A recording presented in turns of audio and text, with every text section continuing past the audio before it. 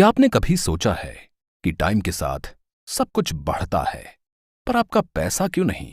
इसलिए क्योंकि अक्सर हम पैसे को बचाने के बारे में सोचते हैं, बढ़ाने के बारे में नहीं। इन्वेस्टमेंट एक ऐसा ही तरीका है जो टाइम के साथ आपके पैसे को बढ़ाता है, और अगर सही जानकारी ना हो तो घटा भी देता है। दुनिया में सबसे बड़े इन्वेस्टर, एक बहुत ही अमीर और सफल इंसान वॉरेन बफेट ने कहा है कि अगर कोई इंसान आज पेड़ की छांव में बैठा है तो इसलिए क्योंकि कई साल पहले किसी ने उसे बोया होगा। इसका सिंपल मतलब यह है कि अगर आपको कुछ सालों बाद कुछ चाहिए तो उसके लिए आपको आज से ही शुरुआत करनी होगी। इन्वेस्टमेंट के कई तरीकों में से एक है SIP। क्योंकि अगर आपको इन्वेस्टमेंट शब्द बहुत भारी भरकम और अमीरों के लिए लग रहा है तो आप गलत हैं जनाब। क्योंकि SIP ऐसी चीज है जो एक आम इंसान से लेकर एक बेहद अमीर इंसान हर कोई कर सकता है। तो अगर आपको भी अपने पैसों को बढ़ाने में इंटरेस्ट है तो बस बने रहिए हमारे साथ। आप SIP कैसे शुरू कर सकते हैं? कितने पैसे कमा सकते हैं? अगर आप स्टूडेंट हैं या फिर आप नौकरी कर रहे हैं तो क्या आपके लिए SIP सही होगा? सबसे अहम सवाल कि आखिर आपको ये इन्वेस्टमेंट कब शुरू करना चाहिए? आज की चर्चा SIP के बारे में है, जहां हमारी बातचीत होगी SIP के हर पहलू पर। आपके हर एक सवाल और हर एक कंफ्यूजन का जवाब मिलेगा। SIP के अलावा और कौन कौन सी चीजें मार्केट में हैं, जैसे कि लमसम, स्टॉक्स, PPF और आपके लिए SIP, इन सबसे क्यों बेहतर है, जानेंगे हर एक सवाल का जवाब आने वाले एपिसोड में। एक बहुत ही फेमस फिलॉसफी है, अगर आपको लगता है कि कोई चीज पूरे तरीके से सही है या कोई चीज पूरे तरीके से गलत है तो आप कुछ ना कुछ मिस कर रहे हैं। हम आज के एपिसोड में बात करेंगे कि किन मामलों में दूसरे ऑप्शन SIP से बेहतर हो सकते हैं और किन मामलों में SIP दूसरे ऑप्शन से बेहतर होगा। अगर अब तक आपने सिर्फ म्यूचुअल फंड सही है एड्स में सुना है तो अब आपके पास मौका है कि आप आसान भाषा में गहराई से समझ जाएंगे कि म्यूचुअल फंड क्या है और क्यों सही है। SIP म्यूचुअल फंड्स में इन्वेस्ट करने का एक बहुत ही सही तरीका है। इसके कई सारे फायदे हैं जो हम आगे आने वाले एपिसोड में जानेंगे। आजकल हर एक छोटे से लेकर बड़ा फाइनेंस सलाहकार लोगों को SIP के जरिए इन्वेस्टमेंट करने की सलाह देता है। बड़े बड़े इन्फ्लुएंसर्स ने YouTube पर वीडियो बना रखे हैं कि किस तरह से SIP आपकी लाइफ को चेंज कर सकता है, पर हर जगह आपको थोड़ी थोड़ी जानकारी मिलेगी। जिंदगी कभी भी एक दिन में नहीं बदलती, सब कुछ एक प्रोसेस की तरह है। हर चीज के कुछ ऐसे रूल्स होते हैं जिनको आपको फॉलो करना पड़ता है। अगर आपको भी अपने पैसे को बढ़ाकर अधिक करने की ख्वाहिश है, एक ऐसा इन्वेस्टमेंट करना चाहते हैं जहां रिस्क कम और प्रॉफिट की गारंटी अधिक हो, तो फिर बिना किसी देरी के आपको यह पूरा शो सुनना चाहिए। क्योंकि टाइम हमेशा दौड़ रहा है और इस टाइम के साथ अगर हम नहीं भागे तो हम बहुत पीछे रह जाएंगे। और आज के ओरिजिनल शो में हम चर्चा करेंगे कि कैसे PPF नहीं SIP है सही। तो बने रहिए हमारे साथ, क्योंकि यहां पर आपको वो सब कुछ मिलेगा जो आपकी जिंदगी को बदल सकता है, और इन चीजों में से एक है SIP। तो देर किस बात की, शुरू करते हैं SIP के बारे में जानने का सफर। दुनिया में दो तरह के लोग होते हैं, एक जो पैसा बचाते हैं और एक जो पैसा बढ़ाते हैं। पैसा बढ़ाने का मतलब ये नहीं कि आप अधिक काम करने लगें या कुछ बहुत बड़ा बिजनेस शुरू करें। इसका सीधा मतलब यह है कि आपके पास जितने पैसे हैं उस पैसे को कैसे और बढ़ाते रहें। यहीं पर आपकी लाइफ में एंट्री होती है इन्वेस्टमेंट की। स्टॉक मार्केट में इन्वेस्टमेंट, म्यूचुअल फंड्स में इन्वेस्टमेंट, रियल एस्टेट में इन्वेस्टमेंट और भी कई सारे तरीके हैं जहां पर आप अपने पैसे को बढ़ा सकते हैं। इनमें से एक अच्छा और किफायती तरीका है म्यूचुअल फंड्स। और म्यूचुअल फंड में भी इन्वेस्टमेंट करने के कई तरीके हैं, जैसे कि SIP और लमसम। SIP का मतलब है सिस्टमैटिक इन्वेस्टमेंट प्लानिंग। जब कोई भी चीज बहुत ही महंगी होती है और आपके पास उसे खरीदने के पैसे नहीं होते, या फिर आपके पास पैसे होते हैं पर आप एक बार में सारा पैसा खर्च नहीं करना चाहते, तो फिर आप EMI पर उसे लेते हैं। SIP भी उसी तरह है। आप एक बार में बहुत बड़ी रकम निवेश ना करके थोड़ी थोड़ी रकम म्यूचुअल फंड में SIP के जरिए इन्वेस्ट करते हैं। क्या आपने कभी किसी को यह कहते सुना है कि यह लंबी रेस का घोड़ा है? आज का एपिसोड लंबी रेस के घोड़े के ऊपर ही है। अब कुछ लोग अपने दिमाग को खुजलाएंगे और बोलेंगे कि हम तो यहां पर एसआईपी और लमसम के बारे में जानने आए थे और हमें तो लंबी रेस के घोड़े के बारे में मालूम चल रहा है। चलिए पहले आप ये बताइए कि लंबी रेस का घोड़ा किसी को क्यों कहते हैं। ये एक मुहावरा है और इसका मतलब है कि कोई चीज बहुत लंबी चलेगी, बहुत दूर तक सफर तय करेगी, कुछ बड़े मुकाम तक पहुंचेगी। एसआईपी और लमसम भी उसी लंबी रेस के घोड़े की तरह है। ऐसे तो देखने में ये बहुत ही सिंपल सा फंडा लगता है, जैसे पैसा आज लगाओ और कुछ सालों बाद कमाओ। लेकिन इसमें कई बारीक चीजें हैं जिसको समझना आपके लिए बहुत ही जरूरी है। क्योंकि जब आप एक रेस में दौड़ते हैं और अगर एक छोटा सा कांटा भी आपके पैर में गड़ जाए तो रेस खत्म होने के बाद आपके पैर में जख्म दे सकता है। पर चिंता मत कीजिए, हम आपके साथ हैं। इसीलिए वो कांटा रास्ते से साफ करने की तैयारी कर लीजिए। बहुत लोग जो अपने पैसे को कहीं इन्वेस्ट करना चाहते हैं वो एसआईपी और लमसम में बहुत ही ज्यादा कंफ्यूज कर जाते हैं। कंफ्यूज करना तो लाजमी है, क्योंकि अगर आप एक एंगल से देखें तो आपको लगेगा कि एसआईपी ज्यादा अच्छा है, और अगर दूसरे एंगल से देखेंगे तो आपको लगेगा कि लमसम ज्यादा अच्छा है। सबसे पहले एक एग्जाम्पल के जरिए समझते हैं। आपके हाथ में अंगूर के 12 दाने हैं। आप चाहें तो एक बार में एक मुट्ठी अपने मुंह में डाल लें। एक ही बार में 12 अंगूर के दाने खा गए। वाह, क्या स्वाद आया आपको। अगर अंगूर खट्टे होंगे तो भाई हम कुछ नहीं कह सकते। इसी चीज को खाने का एक और तरीका है। आराम से एक अंगूर खाएं, उसका मजा लें, फिर दूसरा अंगूर खाएं। इस तरह आप आहिस्ता आहिस्ता अंगूर के 12 दाने एक एक करके खा सकते हैं। तो पहली बार में जब आपने एक ही बार में पूरे अंगूर खा लिए, वो था आपका लमसम। और दूसरी बार में जब आपने एक एक करके अंगूर के 12 दाने खाए, वो था आपका एसआईपी। एसआईपी में आपको हर महीने एक दिन कुछ तय पैसे इन्वेस्ट करने होते हैं। अच्छी बात यह है कि इसमें आप खुद को तैयार करते हैं कि आपको हर महीने इतना पैसा तो जरूर ही इन्वेस्ट करना है। अगर आप एक स्टूडेंट हैं तो आप अपनी कैपेसिटी के अनुसार 1000 रुपए या 2000 हर महीने इन्वेस्ट कर सकते हैं। अगर आप एक नौकरी करने वाले इंसान हैं तो आपको जितनी भी सैलरी मिलती है, अब उसका एक छोटा सा हिस्सा इन्वेस्ट करने के लिए तय कर सकते हैं। हाँ, मगर इस बात का ध्यान रखना होता है कि अब जितने भी पैसे तय करें उतने हर महीने जरूर डालें, क्योंकि हर एक चीज में कंटिन्यूटी बहुत ही मायने रखती है। अब इसके तो बहुत बड़े फायदे होते हैं। एक तो आपके अंदर एक फाइनेंशियल डिसिप्लिन बिल्ड होता है। आप जानते हैं कि चाहे आप महीने में कितने भी पैसे बर्बाद करें, पर एक छोटा सा हिस्सा एक बहुत ही स्थायी जगह पर लगा रहे हैं। आप खुद को तैयार भी रखते हैं कि आपको इस दिन इतना पैसा देना ही है। दूसरा ये फायदा होता है कि एक बार में आपके ऊपर फाइनेंशियल लोड नहीं आता है। मगर सबसे बड़ा सवाल यह है कि क्या केवल एसआईपी ही सही है? तो इसका जवाब है नहीं। कब आपको एसआईपी का निर्णय लेना चाहिए और कब लमसम का? एसआईपी कब ज्यादा प्रॉफिट देता है और कब लमसम ज्यादा प्रॉफिट देता है? मार्केट कैसा होगा तो एसआईपी आपके लिए ज्यादा रिटर्न लेकर आएगा, और लमसम किस तरह के मार्केट में ज्यादा रिटर्न लेकर आएगा?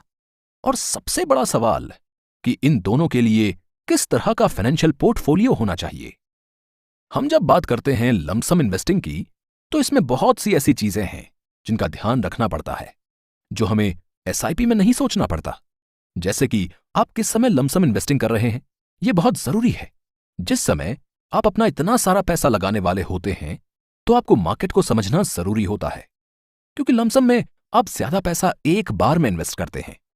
इसलिए आप चाहेंगे कि आपको उस पैसे पर मैक्सिमम रिटर्न मिले, और मैक्सिमम रिटर्न तभी मिलेगा जब मार्केट में एंट्री टाइम सही होगा। मार्केट जब डाउन होता है उस वक्त म्यूचुअल फंड्स के यूनिट का प्राइस कम होता है। आपको उसी पैसे में ज्यादा शेयर और म्यूचुअल फंड के ज्यादा यूनिट्स मिल जाते हैं। वहीं जब आपके एंट्री टाइम के वक्त मार्केट हाई होगा तो फिर आपको अपने पैसे में कम शेयर मिलेंगे। ये ठीक वैसा ही माजरा है जब एक फिल्म में हीरो की एंट्री होती है। अगर एंट्री की टाइमिंग सही रही तो फिर ऑडियंस को मजा आता है, और अगर दमदार एंट्री नहीं होती है तो फिर बोरिंग सा लगने लगता है। अब हम बात करेंगे कि कब आपको लमसम से ज्यादा पैसे मिलते हैं और कब सिस्टमैटिक इन्वेस्टमेंट प्लान यानी कि एसआईपी के जरिए ज्यादा पैसा मिलता है। सबसे पहले आपको एक बात अपने दिमाग में अच्छे से बिठा लेनी है। इन्वेस्टमेंट हमेशा लंबे समय में ज्यादा अच्छा काम करती है। इसलिए चाहे कुछ भी हो जाए, कम से कम आपको 5 साल का वक्त तो देना ही पड़ेगा। हालांकि 5 साल से कम भी कर सकते हैं, पर फिर आपको उतना फायदा नहीं मिलेगा। इसको एक उदाहरण से समझते हैं। मान लीजिए कि आप 5000 हर महीने इन्वेस्ट करना शुरू करते हैं और पूरे 1 साल तक आप हर महीने 5,000 एसआईपी के जरिए म्यूचुअल फंड के किसी स्कीम में डालते हैं, तो साल में 12 महीने होते हैं और आपने कुल मिलाकर 60,000 रुपए इन्वेस्ट कर दिए। अब दूसरा यह है कि आप पहले महीने में ही 60,000 एक बार में लमसम के जरिए इन्वेस्ट कर दें। दोनों पर मान के चलते हैं कि आपको 12% का रिटर्न मिलेगा। अब ये जानते हैं कि आपको इन दोनों इन्वेस्टमेंट पर कितना प्रॉफिट मिला। 5 साल बाद अगर आपने एसआईपी के जरिए इन्वेस्ट किया है तो आपको लगभग 6 लाख रुपए मिलेंगे, और वहीं अगर आप लमसम के जरिए इन्वेस्ट करते हैं तो आपको लगभग 10 लाख रुपए मिलेंगे। अब आप सोचेंगे कि लमसम एसआईपी से कहीं ज्यादा बेहतर है। कुछ भी सोचने से पहले आप ये सोचिए कि आखिर ऐसा हुआ क्यों। आपने पहले महीने जो पैसा एसआईपी के जरिए इन्वेस्ट किया था वो केवल 5,000 था, पर वहीं आपने उस महीने जो लमसम के जरिए इन्वेस्ट किया था वो 60,000 रुपए थे। इसलिए लमसम के जरिए इन्वेस्ट किए गए पैसे पर आपको कहीं ज्यादा कंपाउंड इंटरेस्ट मिला। वहीं अगर आप एसआईपी के जरिए इन्वेस्ट किए गए पैसे को देखें तो वो कम था, इसलिए आपको उसमें कम इंटरेस्ट मिला। दूसरी बात यह है कि एसआईपी के जरिए आपने जो आखिरी पैसा डाला कई महीनों बाद डाला, लेकिन सबसे बड़ी बात यह है कि इस दौरान हमने ये मानकर चला कि मार्केट हमेशा हाई रहेगा। लेकिन ऐसा वक्त भी आ सकता है, जैसे कि कोविड का टाइम आया, जब मार्केट नीचे गिर जाएगा, और जब मार्केट नीचे गिर जाता है तो लमसम आपको नुकसान देता है। उस वक्त एसआईपी से कहीं ज्यादा फायदा होता है। तो इस एपिसोड को खत्म करने के पहले हम एक बार यह समझ लेते हैं कि आखिर आपको एसआईपी के जरिए ही इन्वेस्ट क्यों करना चाहिए और लमसम के जरिए क्यों नहीं करना चाहिए। तो जब भी आप एसआईपी के जरिए इन्वेस्ट करना शुरू करते हैं तो आपके दिमाग में एक शांति रहती है। आपको इस बात की बिल्कुल चिंता नहीं रहती कि मार्केट में क्या उथल पुथल मची हुई है। सुकून से जिंदगी बिता सकते हैं। इसके और भी कई सारे फायदे हैं, लेकिन वो हम अगले एपिसोड में समझेंगे। बने रहिए हमारे साथ। कौन बनेगा करोड़पति? वैसे ये तो एक शो का नाम है, पर अगर इसी नाम को हम एक सवाल के तौर पर समझें तो आपका जवाब क्या होगा? जाहिर सी बात है कि आपका जवाब होगा हाँ, आप करोड़पति बनना चाहते। हर एक इंसान जो कहीं पर नौकरी कर रहा है, हर एक स्टूडेंट जो पढ़ाई कर रहा है, सबका सपना होता है एक दिन पैसा कमाना और बहुत अमीर बन जाना। बेशक एसआईपी आपको अमीर बना सकता है, मगर इसके लिए आपको समय देना पड़ेगा। जितने लंबे वक्त तक आप इन्वेस्ट करेंगे, आपका पैसा उतना अधिक बढ़ेगा। इसके पहले के एपिसोड्स में हमने एसआईपी के इर्द गिर्द कई सारी बातें की। आपने कई नई बातें जानी होंगी, समझी होंगी।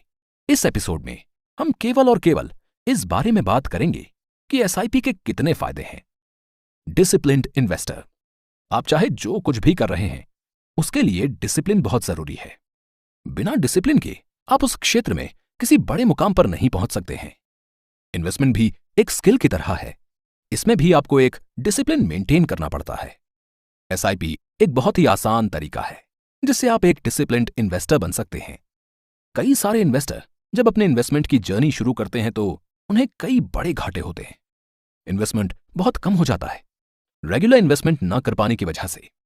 लेकिन जब आप एसआईपी को चुनते हैं, आपके अंदर हर महीने एक थोड़ा सा हिस्सा इन्वेस्ट करने की आदत बन जाती है, और ये आदत आपको अपनी फाइनेंशियल गोल्स को पूरा करने में बहुत हेल्प करती है। आपको मार्केट के रिस्क के बारे में चिंता करने की कोई जरूरत नहीं है। ये तो हम सभी जानते हैं, और आपने एड्स में कई बार सुना होगा कि म्यूचुअल फंड और स्टॉक मार्केट में मार्केट का बहुत बड़ा रिस्क होता है। लोग जब पैसे डालने लगते हैं तो स्टॉक्स के दाम बढ़ जाते हैं, और लोग जब पैसे निकालने लगते हैं तो स्टॉक्स के दाम घट जाते हैं। एक आम इंसान के तौर पर आपको इतनी फुर्सत नहीं होगी कि आप बैठकर कैलकुलेट करें कि कब कौन से स्टॉक्स के प्राइस घटेंगे या बढ़ेंगे। जब आप एसआईपी के जरिए इन्वेस्ट करते हैं तब आपको इन चीजों की चिंता करने की कोई जरूरत नहीं होती, क्योंकि आप हर महीने कुछ अमाउंट इन्वेस्ट करते हैं। इसलिए जब मार्केट हाई होता है तो आपके पैसे से बस थोड़े बहुत ही म्यूचुअल फंड के यूनिट खरीदे जाते हैं, और जब मार्केट लो होता है तब आपके पैसे से अधिक संख्या में म्यूचुअल फंड की यूनिट खरीद ली जाती हैं। इसका एक और फायदा यह भी होता है कि आप एसआईपी के जरिए कब इन्वेस्टमेंट शुरू कर रहे हैं, इससे भी कोई फर्क नहीं पड़ता। यानी कि आपकी एंट्री टाइम कुछ भी आपके अनुसार हो सकती है। लेकिन वहीं अगर आप म्यूचुअल फंड्स को छोड़कर स्टॉक्स को देखें तो आपका एंट्री टाइम बहुत मायने रखता है। लेकिन जब आप एसआईपी के जरिए म्यूचुअल फंड्स में इन्वेस्ट करने की बात करते हैं तब आपको इस बात की कोई टेंशन लेने की जरूरत नहीं कि आप कब इन्वेस्टमेंट शुरू करेंगे। म्यूचुअल फंड्स यूनिट्स की एवरेज कॉस्ट कम हो जाती है। एनएवी यानी कि नेट एसेट वैल्यू, यानी कि किसी भी म्यूचुअल फंड के एक यूनिट का दाम, तो जब मार्केट फॉल होता है तब एनएवी बहुत कम हो जाता है, और जब मार्केट राइज होता है तब एनएवी अचानक से बहुत बढ़ जाता है। इस तरह से समझिए कि जब कोई एक चीज लोग खरीदना नहीं चाहते तो दुकानदार चाहता है कि उसे कम से कम दाम में निकाल दे, लेकिन जब उसी चीज की डिमांड बढ़ जाती है और अधिक से अधिक लोग खरीदने लगते हैं, तब दुकानदार ये चाहता है कि उसे सबसे अच्छे दाम में बेचे। वो दुकानदार जिस सामान को बेचना चाहता है वही म्यूचुअल फंड की यूनिट की तरह है, और उसके जो ग्राहक हैं वो इन्वेस्टर की तरह हैं जो उस यूनिट को खरीदना चाहते हैं। तो जब आप एक लॉन्ग टाइम के लिए हर महीने इन्वेस्ट करते हैं तब आपके एक यूनिट का एवरेज कॉस्ट कम हो जाता है। अच्छा, आपको मिट्टी का वो गुल्लक याद है, या फिर वो पिगी बैंक जिसमें आप अपने बचे हुए पैसे डालते थे? कभी दादी से, कभी नानी से, कभी मम्मी से, कभी पापा से, सबके सिक्के लेकर आप कितने पैसे बचाते थे, और जब एक दिन वो गुल्लक भर जाता था तब आप उसे फोड़ देते थे। गौर से देखिए तो गुल्लक कितने वक्त में भरता था। कभी कभी कई महीने और कई साल लग जाते थे उसे भरने में। जब आप उस गुल्लक को फोड़कर पैसे निकालते थे तो आपको उतने ही पैसे मिलते थे जितने कि आपने बचाए। पर जब आप एसआईपी के जरिए इन्वेस्टमेंट करते हैं तो यही पैसा आपको बहुत बढ़कर मिलता है। जब आप ये शुरू करते हैं तो इससे ये बात भी तय हो जाती है कि आप हर महीने कुछ ना कुछ अपने लिए बचाने वाले हैं। स्टॉप और स्किप। जब आप इन्वेस्ट करना शुरू करते हैं तो आपको एक बात का और फायदा मिलता है। अब कई सारे फंड हाउस इस बात की फ्लेक्सिबिलिटी देते हैं कि जब आप चाहें तो आप अपना मंथली इंस्टॉलमेंट कुछ महीनों के लिए पॉज कर सकते हैं, या फिर इसे रोक भी सकते हैं। वैसे तो आपको लग सकता है कि ये कोई खास बात नहीं है, पर ये एक अहम चीज है, क्योंकि लाइफ में अचानक से ऐसी सिचुएशंस आ जाती हैं जब आप फाइनेंशियल दिक्कतों में पड़ जाते हैं। ऐसे समय में आप अपनी इन्वेस्टमेंट रोक सकते हैं, और फिर जब आपके हालात सही हो जाएं तो आप उसे वापस चालू कर सकते हैं। हमारी लाइफ में कुछ ऐसी जरूरतें होती हैं जो कि जिंदगी में किसी न किसी मोड़ पर आनी ही हैं। जैसे अगर आपको अपने बुढ़ापे की चिंता है, आपको ये चिंता है कि भविष्य में जब आपके बच्चे होंगे तो उनकी एजुकेशन के खर्चे कैसे उठाएंगे, या उनकी शादी का खर्च कैसे उठाएंगे। ऐसी तमाम तरह की जरूरतों के लिए भी म्यूचुअल फंड्स में अलग अलग स्कीम के ऑप्शंस आते हैं जिन्हें आप चुन सकते हैं और उसमें एसआईपी शुरू कर सकते हैं। एसआईपी में आपको एक चीज की और फ्लेक्सिबिलिटी मिलती है। नॉर्मली जब आप स्टॉक मार्केट में शेयर खरीदने जाते हो तो आपको जितने शेयर खरीदने हैं आपको उसके अनुसार पैसे देने पड़ते हैं, पर जब आप एसआईपी के जरिए कुछ पैसा इन्वेस्ट करते हैं तो फिर यह आपके ऊपर होता है कि आपको कितना इन्वेस्ट करना है। मान लीजिए कि आपके पास अभी हर महीने इन्वेस्ट करने के लिए 500 रुपए हैं, लेकिन भविष्य में आप ज्यादा पैसे कमाने लगें तो ऐसी हालत में आप क्या करेंगे? एसआईपी में आपको यह भी ऑप्शन मिलता है कि आप अपना इन्वेस्टमेंट बढ़ा सकते हैं। आखिर वो ऐसी क्या चीज है जो आपके पैसे को इतना बढ़ा देती है? कभी आपने सोचा है कि कैसे आपके द्वारा इन्वेस्ट किया हुआ यह पैसा ग्रो करता है? इन बातों को समझना ठीक वैसा ही है जैसे कि आपने किसी भी बीज को मिट्टी में बोया, फिर उस बीज को पौधे के रूप में बड़ा होते हुए देख रहे हैं। हम जानेंगे कि कैसे आपके द्वारा इन्वेस्ट किया हुआ पैसा साल दर साल बढ़ता जाता है। अगला एपिसोड उसी चीज के बारे में है, इन्वेस्टमेंट के सबसे पावरफुल एलिमेंट के बारे में। इसलिए जानने के लिए बने रहिए हमारे साथ। अगर आप कभी YouTube पर सर्च करके देखें तब मालूम चलेगा कि कितने ही बड़े बड़े यूट्यूबर्स हैं और कई सारे ऐसे इन्फ्लुएंसर्स हैं जो हमेशा इस बात के लिए यूथ जनरेशन को इंस्पायर करते हैं कि वो अपने 20s में ही इन्वेस्टमेंट शुरू कर दें, क्योंकि यहां पर टाइम का खेल बहुत मायने रखता है। तन्मय भट्ट, अमन धत्तरवाल, अंकुर वारिके और भी ऐसे कई सारे लोग हैं जो अक्सर अपने वीडियोस में एसआईपी के बारे में चर्चा करते हैं। एसआईपी एक खेल ही है, बस इसमें आपको थोड़ा सा टाइम का ध्यान रखना होगा और थोड़ा सा फाइनेंशियल डिसिप्लिन का। इन्वेस्टमेंट में सबसे ज्यादा मायने रखता है कि आप कब शुरू कर रहे हैं। कोई बंदा आपसे कम पैसा लगाता है मगर वो आपसे काफी साल पहले लगाता है तो वो आपसे कहीं ज्यादा रिटर्न पाएगा। इन्वेस्टमेंट शुरू करने का सबसे अच्छा वक्त क्या होता है? इन्वेस्टमेंट शुरू करने का सबसे अच्छा वक्त होता है अभी के अभी। वो कहते हैं ना, जब जागो तभी सवेरा। आपको ऐसा नहीं करना है कि मैं अगले साल से इन्वेस्टमेंट शुरू करूंगा या इस बार अपने जन्मदिन से शुरू करूंगा। अगर आपके पास पैसे हैं और थोड़ा सा वक्त है तो आपको इसी दिन और इसी महीने से शुरू करना चाहिए। मैं ऐसा क्यों कह रहा हूं? इसके पीछे एक वजह है, और वो वजह है पावर ऑफ कंपाउंडिंग। मनी के एरिया में कंपाउंडिंग की पावर बहुत ही मायने रखती है। सबसे पहले इसको आसान तरीके से समझते हैं। मान लीजिए एक बच्चा है। बच्चे के पिता उसे कहते हैं कि बेटे, जब तुम मेरे पास लड्डू लेकर आओगे, मैं तुम्हें अपनी तरफ से भी एक लड्डू दूंगा। बच्चा पिता के पास एक लड्डू लेकर जाता है। पिता उसे एक लड्डू दे देते हैं। बच्चा फिर पिता के पास 2 लड्डू लेकर जाता है और पिता उसे फिर एक लड्डू देते हैं। तो इस तरह से वो बच्चा जितनी बार लड्डू लेकर पिता के पास जाएगा, पिता हर बार उसे एक लड्डू देंगे। लेकिन अगर पिता उस बच्चे को कहते हैं कि बेटे, अगर तुम मेरे पास जितने लड्डू लेकर आओगे, मैं तुम्हें उतने लड्डू दूंगा, तो बच्चा पिता के पास एक लड्डू लेकर जाएगा और पिता उसे एक लड्डू देंगे। पिता का लड्डू मिलाकर उसके पास 2 लड्डू हो गए। अगली बार वो पिता के पास उन 2 लड्डुओं को लेकर जाएगा और फिर वो उसे 2 लड्डू और देंगे। इस तरह उसके पास 4 लड्डू हो गए। जब उन सारे लड्डुओं को लेकर वो वापस पिता के पास जाएगा, तो पिता उसे 4 और लड्डू देंगे। तो पिता उसे 4 और लड्डू देंगे और इस तरह से बच्चे के पास 8 लड्डू हो गए। गौर से देखिए तो बच्चे ने केवल 1 लड्डू में ही अपना पैसा लगाया, बाकी 7 लड्डू तो उसने पिता से ले लिए।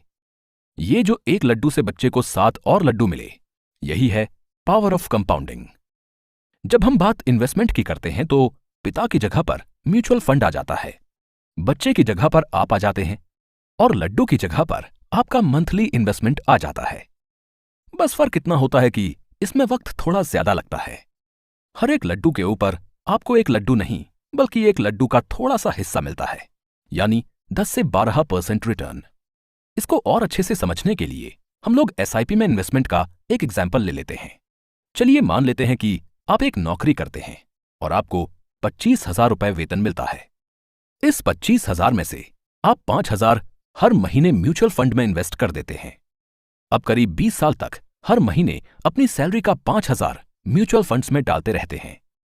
अगर हम लोग म्यूचुअल फंड में लोगों को जो फायदा आया है उसकी हिस्ट्री को देखें, तो उसके अनुसार आपको 12% का रिटर्न मिलेगा। 20 साल तक 5,000 हर महीने डालकर आपने टोटल 12 लाख रुपए म्यूचुअल फंड्स में डाल दिए। अब आप सोच पा रहे हैं कि आपको कितना पैसा मिलेगा। अगर आप एक ऐसे विनर हैं जो पहली बार एसआईपी के बारे में सुन रहे हैं, तो आपके होश भी उड़ सकते हैं, क्योंकि आपको 12 लाख रुपए इन्वेस्ट करके करीब 50 लाख रुपए मिलेंगे। जरा सोचिए कितना फायदा है। और यही कारण है कि तमाम बड़े इन्फ्लुएंसर्स अपनी ऑडियंस को हमेशा अर्ली एज में ही इन्वेस्टमेंट को शुरू करने की सलाह देते हैं, क्योंकि अगर आपने 20 की उम्र में पैसे इन्वेस्ट करने शुरू किए तो 40 की उम्र में आते आते आपके पास काफी कुछ होगा और फिर उन पैसों से आप अपना कुछ शुरू कर सकते हैं या फिर अपनी बाकी की जिंदगी आराम से गुजार सकते हैं।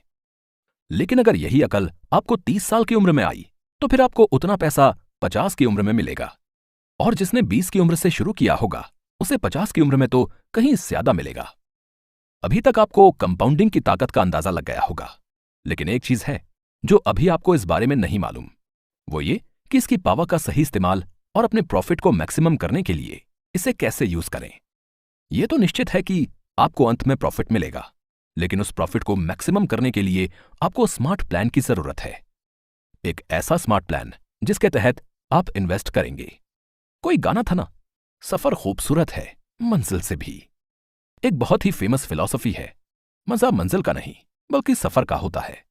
प्रोसेस को एंजॉय कीजिए, जर्नी को एंजॉय कीजिए। इन्वेस्टमेंट भी एक प्रोसेस है। यह कहना ज्यादा सही होगा कि यह एक लॉन्ग जर्नी है। जो इस जर्नी को जितने अच्छे से तय करता है उसकी मंजिल उतनी ही खूबसूरत हो जाती है। इस एपिसोड में हम जानेंगे कि कैसे कंपाउंडिंग की पावर को स्मार्ट तरीके से इस्तेमाल करके हम अपने प्रॉफिट को मैक्सिमम कर सकेंगे। किसी ने कहा है कि जिंदगी में जितने भी बेनिफिट्स मिलते हैं वो सब कुछ कंपाउंड इंटरेस्ट से आता है, चाहे वो रिश्तों में हो या फिर पैसों में हो या आदतों में, किसी भी और जरूरी चीज में। अगर आप समझ गए तो अच्छी बात है, लेकिन अगर नहीं समझे तो इस एपिसोड के एंड तक पहुंचते पहुंचते आप समझ जाएंगे। जब हम एक महीने कुछ पैसे डालते हैं, फिर अगले महीने कुछ पैसे इन्वेस्ट करते हैं, पर ऐसे करते करते हम साल के 12 महीने में म्यूचुअल फंड्स में एक कांस्टेंट अमाउंट डालते रहते हैं। मान लेते हैं आपने हर महीने 100 रुपए डाले हैं और आपको साल का 10% इंटरेस्ट मिलने वाला है। तो पूरे साल के दौरान आपने 1200 रुपए डाले और उस पर आपको 10% का कंपाउंड इंटरेस्ट मिला। तो आपके पास हो गया कुल मिलाकर 1420 रुपए प्लस उसका 10% जुड़ जाएगा। यानी कि 30 साल की शुरुआत में आपके पास 1562 रुपए होंगे। उस साल के एंड में आपको 1562 का 10% और मिलेगा। तो आपने देखा किस तरह से कंपाउंड इंटरेस्ट के कारण आपका पैसा हर साल बढ़ता जा रहा है। अब हम बात करते हैं अपने स्मार्ट प्लान के बारे में। चलिए हम ये मान लेते हैं कि आप हर महीने म्यूचुअल फंड्स में 500 रुपए इन्वेस्ट करते हैं और अगर आपको इस पैसे पर हर साल 10% का रिटर्न आता है तो 40 साल बाद यह पैसा करीब 31 लाख हो जाएगा। लेकिन आपको ऐसा नहीं करना। क्या अभी आप जितना कमा रहे हैं आज से 20 साल बाद तक आप इतना ही कमाते रहेंगे, बल्कि हर साल आपकी कुछ ना कुछ तनख्वाह बढ़ेगी। अगर आप एक ऐसे इंसान हैं जो खुद को ग्रो करने में दिलचस्पी रखते हैं तो खुद से यह ठान लें कि आपको हर साल के बाद अपनी इन्वेस्टमेंट अमाउंट में 10% अपनी तरफ से ऐड कर देना है। मतलब कि अगर आप पहले साल हर महीने 500 डाल रहे थे तो उसके अगले साल आप हर महीने 550 इन्वेस्ट करेंगे। फिर उसके अगले साल आप 10% और जोड़ देंगे। इससे दो चीजें होंगी। एक तो ये कि आप हर साल जितना कमाते हैं उससे अधिक कमाने का प्रयास करेंगे और अगर आपने हर साल अपनी मंथली इन्वेस्टमेंट में 10% का इजाफा कर दिया तो 40 साल बाद आपके पास 61 लाख रुपए होंगे। और हर साल के बाद आपकी इनकम में भी तो ग्रोथ होगी। जैसे जैसे आपकी इनकम में ग्रोथ होगी वैसे ही आप इन्वेस्टमेंट में भी थोड़ा थोड़ा बढ़ाएंगे तो ये गेम लाखों का नहीं बल्कि करोड़ों का हो जाएगा। इसमें सबसे ज्यादा इंपॉर्टेंट चीज है टाइमिंग। जो इन्वेस्टमेंट आप 5 साल बाद करेंगे अगर वो 5 साल पहले करते हैं तो उससे आपकी वेल्थ में एक बहुत बड़ा डिफरेंस आ जाता है। इतना सब कुछ जानने के बाद अगर अब आप ये सोच रहे हैं कि क्या ये समय आपके लिए सही है या नहीं, क्या आपको एसआईपी में इन्वेस्टमेंट करना चाहिए या नहीं, अगर आप एक स्टूडेंट हैं या फिर आप छोटी मोटी नौकरी कर रहे हैं, क्या आपको थोड़ा इंतजार करना चाहिए, क्या आप अभी फाइनेंशियली तैयार हैं या नहीं, और आप ये कैसे जान सकते हैं कि किस समय आप फाइनेंशियली तैयार हैं? इन तमाम सवालों के जवाब हम जानेंगे आने वाले एपिसोड में। अगर आपके दिमाग में अब तक एक गुत्थी चल रही थी कि पीएफ और एसआईपी में से आखिर कौन सा बेहतर है, अगले एपिसोड में हम एक बॉक्सिंग मैच कराएंगे। यह बॉक्सिंग मैच होगा एसआईपी और पीपीएफ के बीच में। तो क्या इस मैच का मजा लेने के लिए तैयार हैं आप? अगर हां तो बने रहिए हमारे साथ इस सफर में। हमारी जिंदगी में जो भी कुछ नया होता है तो कई बार हम उसे स्वीकार नहीं करते। कई बार कुछ रास्तों पर जब मुश्किलें ज्यादा होती हैं तो हम उन पर चलना नहीं चाहते। कई बार हम चीजों को नुकसान और फायदे के दायरे से बाहर निकलकर नहीं देखते और यहीं पर हम एक बड़ी गलती करते हैं। आप सभी ने आज तक पीपीएफ के बारे में सुना होगा। इस एपिसोड में हम बात करेंगे कि पीपीएफ और एसआईपी में क्या चीजें अलग हैं। उन तमाम चीजों के बारे में बात करेंगे जिस पर लोग अक्सर सोचते हैं या फिर कंफ्यूजन में रहते हैं। अगर आपको लगता है कि इन कारणों के कारण पीपीएफ एसआईपी से बेहतर है तो हम उन कारणों पर भी चर्चा करेंगे। सबसे पहले बात करते हैं रिटर्न की। रिटर्न की बात इसलिए क्योंकि आखिर में फायदा ही तो मायने रखता है। आप पैसा बचाकर इन्वेस्टमेंट क्यों करते हैं? ताकि आपको फायदा हो। अगर हम देखें कि पीपीएफ से हमें कितना रेट मिलता है तो साल भर में करीब 7 से 8% का रिटर्न देता है। वहीं अगर आप म्यूचुअल फंड्स की बात करें तो 12 से 15% तक रिटर्न मिलता है और अगर मार्केट की कंडीशन बढ़िया रही तो फिर आपको 17 से 21% तक का भी रिटर्न मिल सकता है। अभी भले ही आपको ये नंबर परसेंट में सुनने में छोटे लग रहे हों, लेकिन जब आप अपना पैसा बचाते हैं या इन्वेस्ट करते हैं तब यही नंबर आपके फ्यूचर वैल्यू में बहुत बड़ा अंतर ला देते हैं। लाइफ में सही निर्णय लेना बहुत जरूरी होता है, इसलिए चाहे पीपीएफ हो या फिर एसआईपी, बहुत सोच समझकर और गौर से चुनें। अब हम बात करते हैं लिक्विडिटी की। लिक्विडिटी का मतलब है कि जब आप चाहेंगे तब आप पैसे निकाल सकते हैं। जरूरत पड़ गई तो क्या आप अपने म्यूचुअल फंड्स या फिर पीपीएफ के अकाउंट में से पैसे निकाल सकते हैं? कई बार हमारी जिंदगी में ऐसी सिचुएशंस आ जाती हैं या ऐसे मोड़ आ जाते हैं जब हमें अधिक पैसों की जरूरत पड़ती है और ये सिचुएशन बिल्कुल बिन बुलाए मेहमान की तरह होती है। हम पहले से इनके बारे में सोच नहीं सकते हैं और उसमें पैसों की जरूरत पड़ जाती है तो सोचना पड़ता है कि हम पैसा कहां से लें। पीपीएफ में 15 साल का लॉक इन पीरियड होता है। इस दौरान आप बीच में पैसा नहीं निकाल सकते। वहीं म्यूचुअल फंड स्कीम जैसे कि ईएलएसएस में आपका लॉक इन पीरियड केवल 3 साल का ही होता है और आप बीच में पैसे निकाल सकते हैं और विड्रॉ करने का तरीका बेहद आसान होता है। पीपीएफ में भी आपको एक मौका मिलता है। आप 7 साल बाद बहुत जरूरी होने पर जैसे कि आपको कोई घर खरीदना हो या कुछ वैसा ही हो तो पैसा निकाल सकते हैं, लेकिन सारा पैसा नहीं निकाल सकते। पर एसआईपी में आप घर बैठे अपना इन्वेस्टमेंट विड्रॉ कर सकते हैं और 3 से 4 दिन के अंदर आपके बैंक में पैसे आ जाते हैं। बस आपको एक छोटा सा अमाउंट एग्जिट चार्ज के रूप में देना पड़ता है। अब तीसरा सबसे जरूरी मुद्दा है टैक्स। पीपीएफ के जरिए टैक्स पर आपका बहुत सा पैसा बच जाता है। ऐसा इसलिए होता है क्योंकि कानून के हिसाब से section 80C income tax act 1961 के अनुसार पीपीएफ पर कोई टैक्स नहीं लगता और पीपीएफ ट्रिपल ई कैटेगरी के अंदर आता है। ट्रिपल ई कैटेगरी का सिंपल अर्थ है कि आप निवेश से लेकर मैच्योरिटी अमाउंट पर 1 रुपए भी टैक्स नहीं भरेंगे। यानी कि आप जितना निवेश करें उसके ऊपर जितना कमाएं, आपको इसमें से कोई टैक्स नहीं देना पड़ेगा। मगर आप म्यूचुअल फंड्स को देखेंगे तो आपको इक्विटी लिंक्ड सेविंग स्कीम में किसी भी साल 1 लाख से अधिक मुनाफा होने पर 10% का टैक्स लगता है। और अच्छी बात यह है कि ये 10% टैक्स 1 लाख के बाद जितना मुनाफा आपको होता है उस पैसे पर ही लगता है। खैर, टैक्स के मामले में तो पीपीएफ एसआईपी से कहीं ज्यादा बेहतर है। पर जब आप इन्वेस्टमेंट के लिए कुछ चुनते हैं तो आपको केवल एक एंगल नहीं देखना होता है, आपको सारे एंगल को सही से जांच और जानकारी लेनी पड़ती है। आमिर खान की एक फिल्म आई थी जिसमें एक गाना था, सखी सैयां तो खूब ही कमाल है, महंगाई डायन खाए जात है। सच है, महंगाई ने हम सभी को परेशान कर रखा है। हर 5 से 10 साल के बाद दुनिया कहीं आगे पहुंच जाती है। आपने कभी न कभी अपने दादा और पापा को यह कहते सुना होगा कि हमारे जमाने में तो चावल 2 रुपए किलो मिलते थे। और ऐसे ही और भी कई सारे किस्से सुने होंगे। पीपीएफ की रिटर्न को हम देखें तो यह केवल सिंगल डिजिट में है, यानी कि अधिक से अधिक 8 से 9% ही रिटर्न आ सकता है। लेकिन अगर आप अलग अलग सेक्टर्स की महंगाई को देखें तो आपको मालूम चलेगा कि कई सेक्टर्स में महंगाई डबल डिजिट में बढ़ती है, जैसे कि शिक्षा के क्षेत्र में। मान लीजिए कि आप ये सोचते हैं कि आपका बच्चा जब कॉलेज जाएगा तब आप अपने इन्वेस्टमेंट के पैसों से उसके कॉलेज की फीस भर पाएंगे। तो फिर हो सकता है कि पीपीएफ के जरिए पॉसिबल ना हो, क्योंकि महंगाई जब डबल डिजिट के परसेंटेज में बढ़ेगी तो फिर पीपीएफ का रिटर्न आपके लिए कामयाब साबित नहीं होगा। लेकिन वहीं अगर आप म्यूचुअल फंड्स में एसआईपी के जरिए इन्वेस्ट करते हैं तो आपको डबल डिजिट्स में रिटर्न मिलने के बहुत ज्यादा चांसेस होते हैं। इसीलिए यह बात ध्यान में रख लीजिए कि महंगाई को मात देने के लिए एसआईपी कहीं ज्यादा बेहतर है। अब आते हैं सबसे अहम मुद्दे पर। बहुत से ऐसे लोग हैं जो पीपीएफ में सिर्फ इसलिए इन्वेस्ट करना चाहते हैं क्योंकि इसमें रिस्क नहीं होता। यह बात पूरे तरीके से सच है कि पीपीएफ में आपको कोई रिस्क नहीं होता। आपको एक फिक्स्ड रिटर्न मिलेगा, इसकी पूरी संभावना होती है। इसलिए कई लोगों को लगता है कि पीपीएफ एसआईपी से बेहतर है। यह बात भी सही है कि एसआईपी में कहीं ज्यादा रिस्क है। तो फिर हम ऐसा क्यों कह रहे हैं कि आपको एसआईपी चुनना चाहिए या फिर एसआईपी आपके लिए बेहतर है?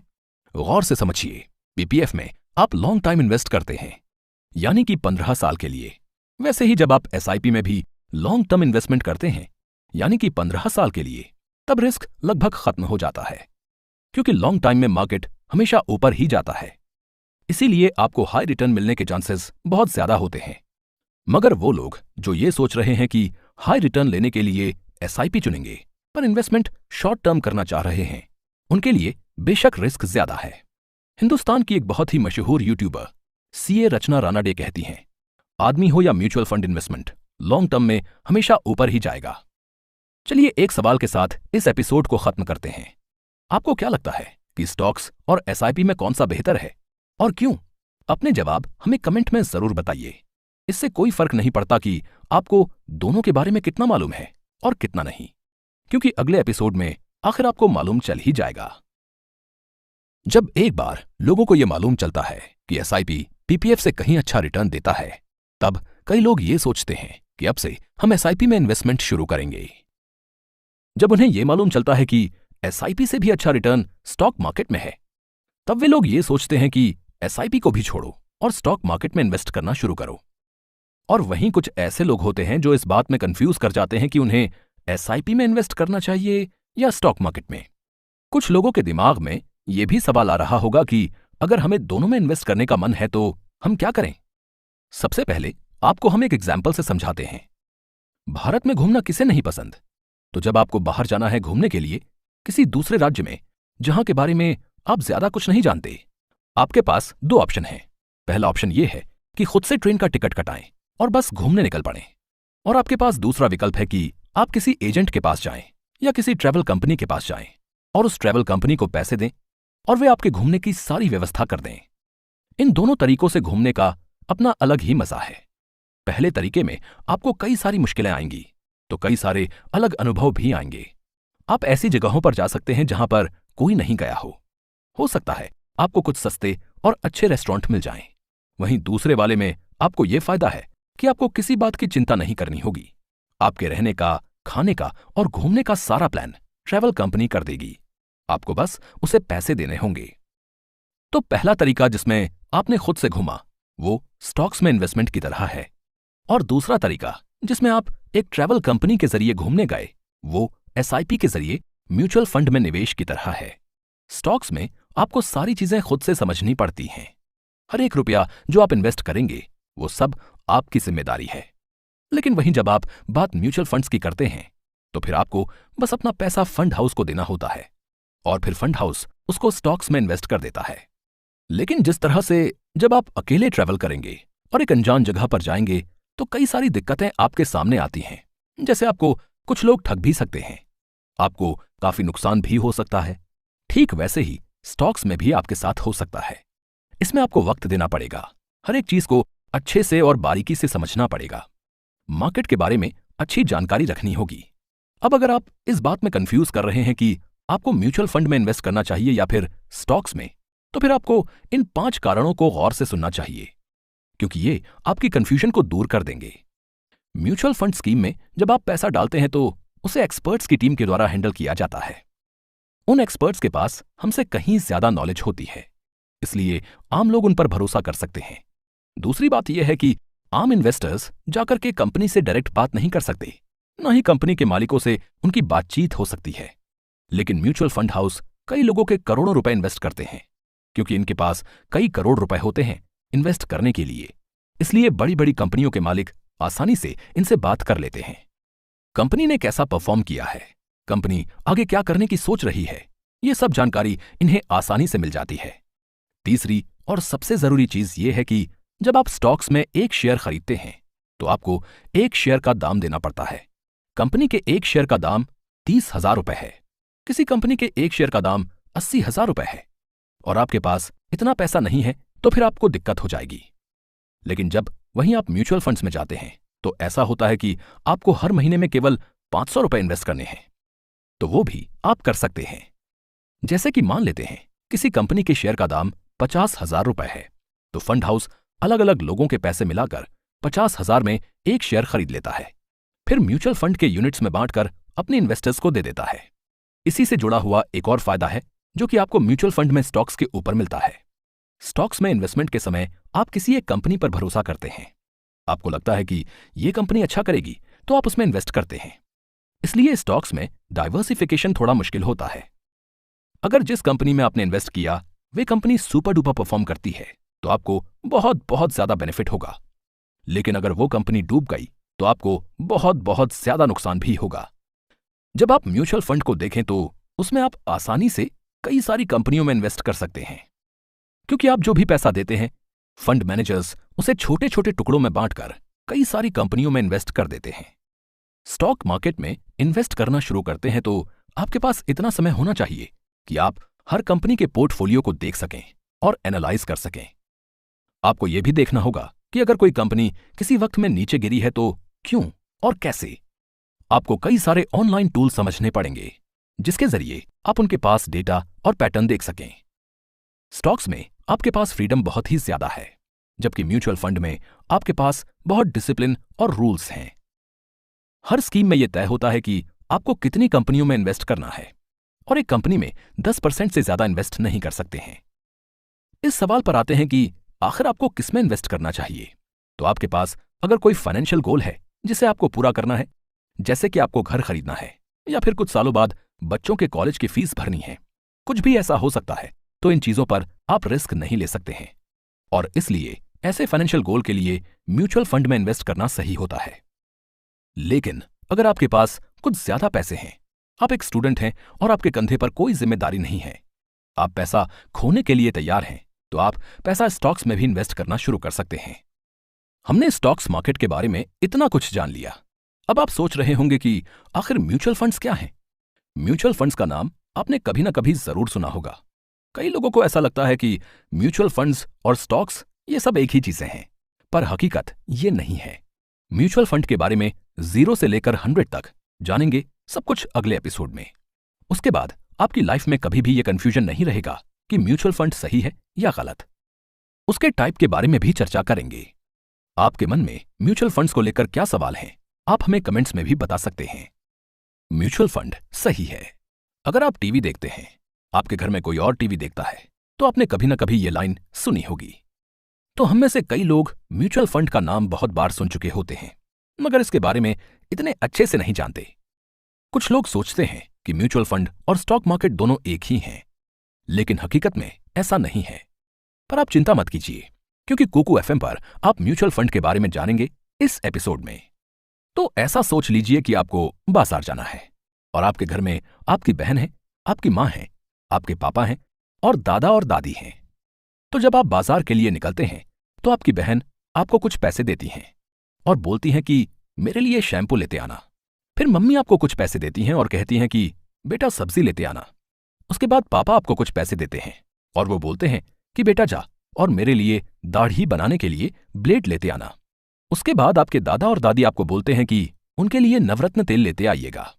अब इतने लोगों के पैसे आपने लिए और आप बाजार गए शैम्पू के लिए, ब्लेड के लिए, सब्जी के लिए और नवरत्न तेल के लिए। आप अलग अलग दुकानों पर गए और इन सबको खरीद कर ले आए। जब आपने सबको खरीदा तो हो सकता है कि आपके पास कुछ पैसे बच गए हों। उसे आप अपने पास रख लेंगे, फिर मुस्कुराते हुए घर जाएंगे और सबके सामान सबको दे देंगे। म्यूचुअल फंड भी कुछ ऐसा ही है। कई सारे लोग यानी कि कई सारे इन्वेस्टर्स अपने पैसे एक ऑर्गेनाइजेशन को देते हैं। दरअसल वे कोई इंटरेस्ट नहीं लेते, बल्कि वे उसे एक फंड मैनेजर को दे देते हैं। उसके बाद वो फंड मैनेजर आपके पैसे को अलग अलग इन्वेस्टमेंट अपॉर्चुनिटी में इन्वेस्ट करता है। आप जितने पैसे देते हैं उसे वे अपने दिमाग के अनुसार बांटकर अलग अलग जगहों पर लगाता है। इसी तरह से जितने लोगों के पैसे उसके पास आते हैं वे उन लोगों के पैसों को इन्वेस्ट करता है। आप ये सोच रहे हैं कि मेरा पैसा वो क्यों इन्वेस्ट कर रहा है, मैं खुद ही अपना पैसा क्यों नहीं इन्वेस्ट कर रहा? इसलिए क्योंकि उसे मार्केट की आपसे ज्यादा अच्छी नॉलेज है और आप भरोसा कर सकते हैं कि वो आपके पैसे को सही जगह लगाएगा। एक तरह से सीधे शब्दों में ये एक और देश है जिसमें कई सारे लोग अपने पैसे देते हैं ताकि वो इन्वेस्ट किया जा सके। अब जानते हैं कि ये काम कैसे करता है। मान लीजिए कि फंड मैनेजर को 1000 रुपए का प्रॉफिट हुआ, तो क्या वो उस पैसे को अपने सारे इन्वेस्टर्स में बांट देगा? दरअसल वो उन पैसों में से कुछ हिस्सा अपने पास रख लेता है। ऊपर वाले एग्जाम्पल में आपको याद है ना कि आप जब बाजार गए थे तो आपने कुछ पैसे बचा लिए थे और उसे अपने पास रख लिया था। आपने जितना इन्वेस्ट किया है उसमें से 1 से लेकर 3% तक का पैसा फंड मैनेजर अपने पास रख लेते हैं। इसी को तो कहते हैं मैनेजमेंट एक्सपेंसेस या फिर एक्सपेंस रेशियो। ये उन लोगों के लिए बेहतर होता है जिनके पास मार्केट की नॉलेज नहीं होती या फिर इतना वक्त नहीं होता कि वो रिसर्च करें और सही जगह पर इन्वेस्ट करें। इसलिए वो म्यूचुअल फंड्स को चुनते हैं ताकि उनकी मेहनत से कमाए हुए पैसे और बचे हुए पैसे कोई प्रोफेशनल इंसान सही जगह पर इन्वेस्ट कर सके। इसको अच्छी तरह से समझने के लिए एक एग्जाम्पल से समझते हैं। मान लीजिए कि आपको और आपके 3 दोस्तों को किसी पार्टी में जाना है और आप चारों मॉल में जाते हैं ताकि आप लोग पार्टी के कपड़े खरीद सकें। वहां पर आपको एक बहुत अच्छा ऑफर दिखता है। ऑफर यह होता है कि आप 1200 रुपए देकर 4 कपड़े खरीद सकते हैं। पर दिक्कत यह है कि आप सबके पास 300 रुपए ही हैं। इसलिए आपने मिलकर यह डिसाइड किया कि चारों अपने पैसे मिलाकर खरीदें तो काम बन सकता है। इस तरह से आप चारों ने पैसे मिलाए और कुल मिलाकर ये 1200 हो गए। तो इस तरह से आप सबने मिलकर उन कपड़ों को खरीद लिया। आप अपनी लाइफ में कई सारे फाइनेंशियल गोल्स के लिए म्यूचुअल फंड में निवेश कर सकते हैं, जैसे कि रिटायरमेंट के लिए, अपने बच्चों की पढ़ाई के लिए, महंगे कॉलेज की फीस के लिए। आपकी जितनी भी फाइनेंशियल जरूरतें हैं उनके अनुसार अलग अलग तरह की स्कीमों में जाकर अलग अलग ड्यूरेशन के लिए इन्वेस्टमेंट कर सकते हैं। और जितना अमाउंट आपको चाहिए होगा उतना पैसा आपको कितने सालों में मिलेगा ये भी आपको मालूम चल जाएगा। या फिर आप बहुत सिंपल तरीके से केवल बचे हुए पैसे को बढ़ाना चाहते हैं तो उसके लिए भी इन्वेस्ट कर सकते हैं। म्यूचुअल फंड आपके लिए जो भी इन्वेस्ट करते हैं उस पर वे कितने पैसे अपने मैनेजमेंट एक्सपेंस के लिए काटेंगे, इन सब चीजों पर सेबी यानी कि securities and exchange board of India ने कुछ लिमिटेशंस लगा रखे हैं ताकि आम इन्वेस्टर्स के इन्वेस्टमेंट से ज्यादा पैसे ना काट सकें। यहां पर एक और टर्म है जिसे समझने की जरूरत है, वो है NAV। NAV का मतलब होता है नेट एसेट वैल्यू। ये म्यूचुअल फंड की एक यूनिट का दाम होता है। इसी दाम के बेसिस पर म्यूचुअल फंड खरीदे और बेचे जाते हैं। यहां पर आपको समझने की जरूरत यह है कि आखिर NAV किस तरह से निर्धारित होता है, और यह भी कि यह हर दिन चेंज होते रहता है। म्यूचुअल फंड की किसी भी स्कीम में आपके पैसे को लेकर स्टॉक मार्केट में इन्वेस्ट किया जाता है, और क्योंकि स्टॉक्स के प्राइस हर दिन बदलते रहते हैं, इसलिए म्यूचुअल फंड में भी NAV हर दिन बदलता रहता है। कभी कभी आपके दिमाग में यह ख्याल आता होगा कि म्यूचुअल फंड तो कई तरह के होते हैं, आखिर हम इतनी माथापच्ची कैसे करेंगे। सही बात है, पहले ऐसा होता था। अलग अलग तरह के फंड हाउस हमेशा नई नई तरह के म्यूचुअल फंड लेके आते थे और कहते थे अब इसमें इन्वेस्ट करो, और जो इन्वेस्टर है वे कंफ्यूज हो जाते हैं कि आखिर मैं किसमें इन्वेस्ट करूं। जाहिर सी बात है कि अगर हर एक फंड हाउस अलग अलग तरह की म्यूचुअल फंड स्कीम लेकर आएंगे तो फिर आपको सबके बारे में जानना पड़ेगा, सबके फायदे और घाटे समझने पड़ेंगे। उसके बाद आप कोई एक स्कीम चुनेंगे। इसलिए सेबी ने यह तय कर दिया कि म्यूचुअल फंड्स केवल 5 तरीके के होंगे। Equity mutual fund. इस तरह के म्यूचुअल फंड में यह होता है कि सबसे पहले इन्वेस्टर्स से पैसे ले लिए जाते हैं, उसके बाद इन पैसों को स्टॉक मार्केट में इन्वेस्ट किया जाता है। यहां पर ध्यान रखने की बात यह है कि ये पैसे केवल और केवल स्टॉक मार्केट में इन्वेस्ट होते हैं, तो यहां पर रिस्क थोड़ा सा ज्यादा होता है। Debt fund. इसमें जो पहला स्टेप है वो सेम रहता है, तो पहले स्टेप के तौर पर इन्वेस्टर से पैसे ले लिए जाते हैं। जो अलग होता है वो है दूसरा स्टेप। इन्वेस्टर का पैसा इस बार स्टॉक मार्केट में नहीं बल्कि लोन के तौर पर दिया जाता है, तो इसमें यह बात तो जाहिर है कि रिस्क पहले वाले से कम ही होता है। हाइब्रिड फंड में यह होता है कि मुश्किल से पैसे लेकर किसी एक जगह पर इन्वेस्ट नहीं किया जाता है। इसमें से कुछ पैसे आपके स्टॉक मार्केट में इन्वेस्ट किए जाते हैं और कुछ पैसे लोन के तौर पर दिए जाते हैं। Solution oriented fund. तो हमारी जिंदगी में कई तरह की समस्याएं होती हैं। ये समस्याएं हमारी प्रेजेंट लाइफ में नहीं होती। ये चिंता ऐसी होती है जो भविष्य में कुछ सालों बाद एक निर्धारित टाइम पर आने वाली है। जैसे कि शादी की चिंता नहीं बल्कि आपके बच्चों की शादी की चिंता, आपके बच्चों के कॉलेज की चिंता। तो इन चीजों के अलग अलग तरह के सोल्यूशन वाले स्कीम लेकर आते हैं, जिसमें आपको निर्धारित अमाउंट हर महीने इन्वेस्ट करना होता है और एक टाइम फ्रेम के बाद आपको वो पैसा वापस मिल जाता है। Others fund. बाकी जितने भी तरह के म्यूचुअल फंड होते हैं वो इस कैटेगरी में आ जाते हैं। जैसे कि आपने एक म्यूचुअल फंड का बहुत नाम सुना होगा, वो है इंडेक्स फंड। इंडेक्स फंड में सारा पैसा निफ्टी या सेंसेक्स में इन्वेस्ट कर देते हैं। क्या आपने कभी दाल चावल खाया है? हंसी आ रही होगी कि कितना बकवास सवाल है।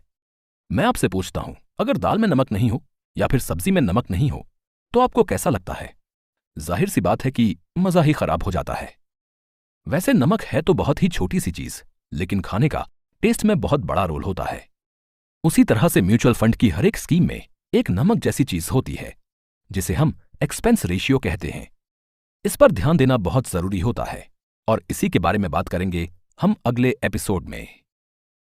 जितना भी ट्राई करो बनी, लाइफ में कुछ ना कुछ छूटेगा ही, इसीलिए यहीं इस पल का मजा लेते हैं। अभी मैंने जो बोला इससे सुनकर आपको कुछ याद आ रहा होगा। बिल्कुल सही पहचाना, ये जवानी है दीवानी फिल्म का एक बहुत ही फेमस डायलॉग है। जब हम यहां पर SIP की बात कर रहे हैं तो हम यहां पर इन फिल्मी डायलॉग को क्यों लेकर आ रहे हैं? इसलिए क्योंकि आप में से कई लोग ऐसे होंगे जो शायद पहले थोड़ा बहुत SIP के बारे में जानते होंगे और फिर उन्होंने ये सोचा होगा कि कभी फुर्सत से जब लाइफ में कुछ पैसे कमाने लगेंगे या कुछ एक्स्ट्रा पैसे आएंगे तब SIP शुरू करेंगे।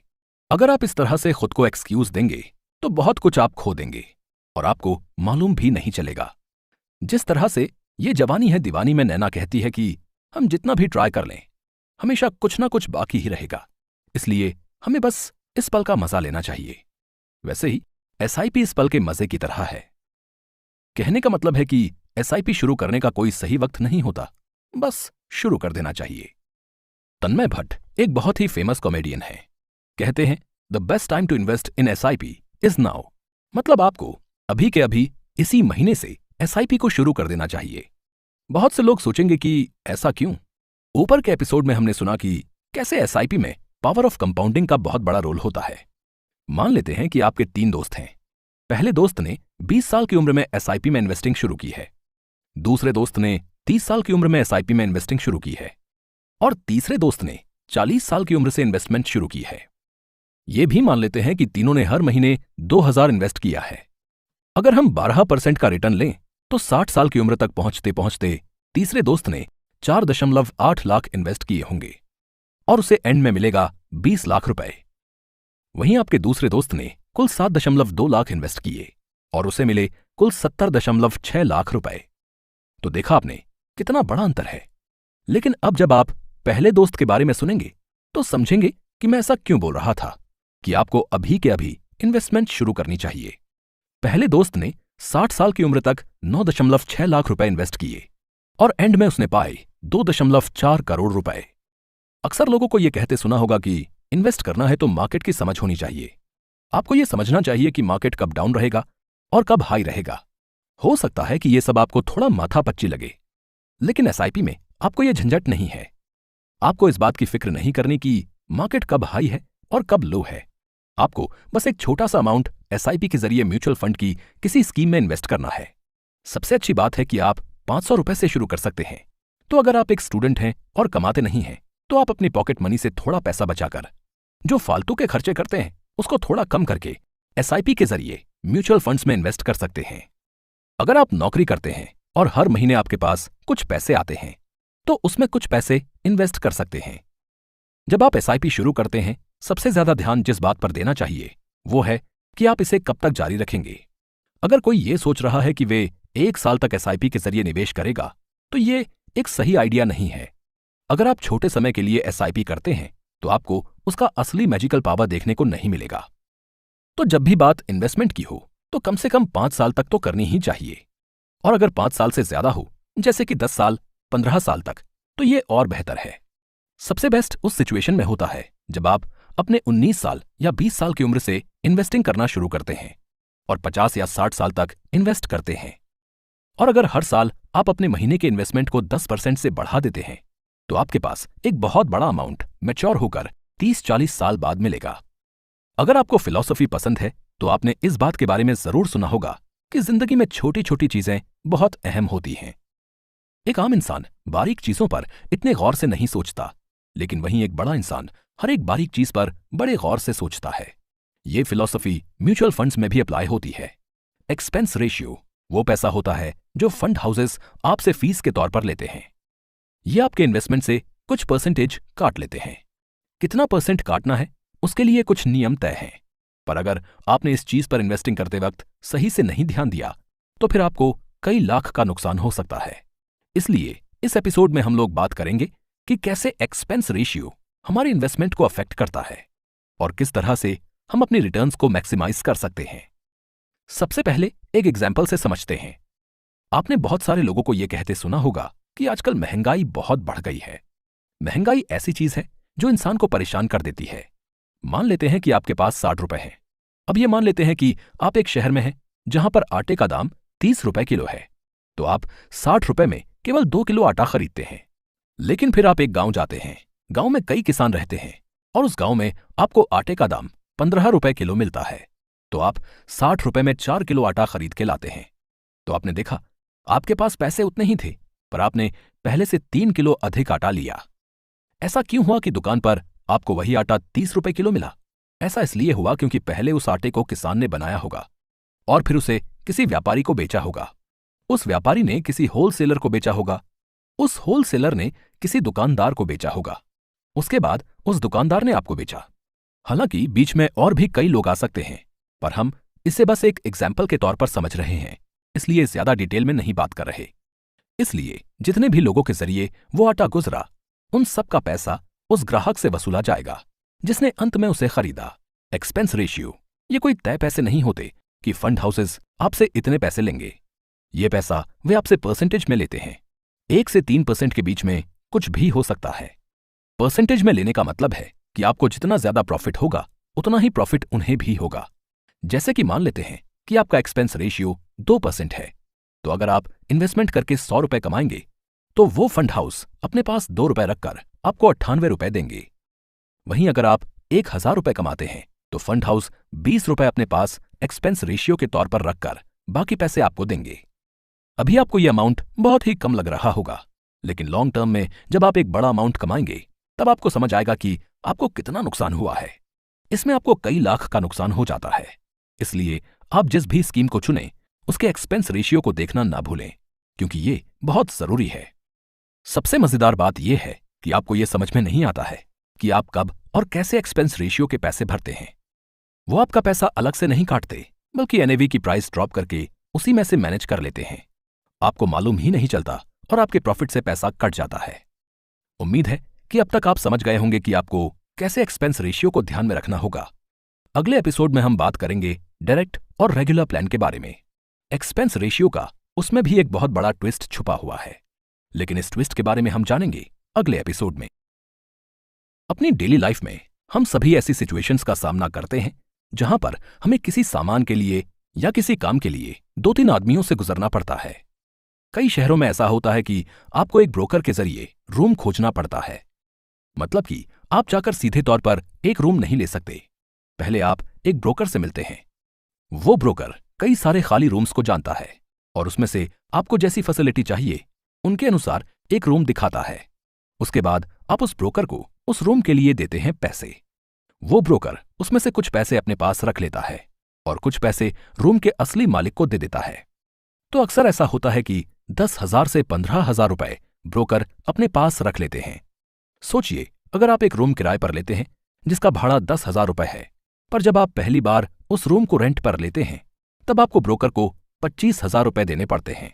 अब जरा ये सोचिए कि अगर यही रूम आपने ब्रोकर के जरिए नहीं लिया होता, आपको रूम ढूंढना आता होता और आपने खुद से रूम ढूंढकर मकान मालिक से बात करके सीधे उससे लिया होता, तो जो पैसा आपने ब्रोकर को कमीशन के तौर पर दिया वो बच जाता।